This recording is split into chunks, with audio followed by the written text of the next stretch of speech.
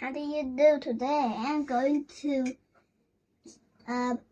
explain math of primary 1. Let's start. What is n?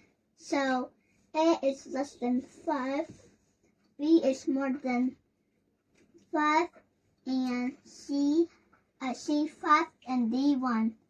So if we set A is the correct answer, because it's correct.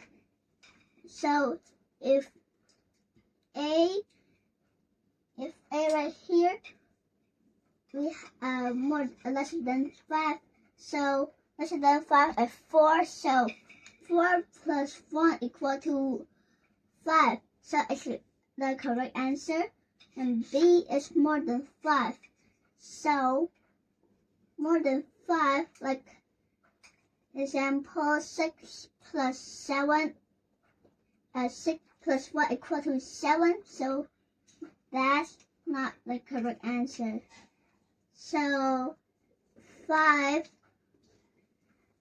so C is 5. 5 plus 5 equal to 10, but that's not the correct answer. And D, the last one, is 1. 1, so we use 1 and plus 1 equal to 2. And that's not the correct answer at all. Thank you for listening to my explaining about math of primary 1.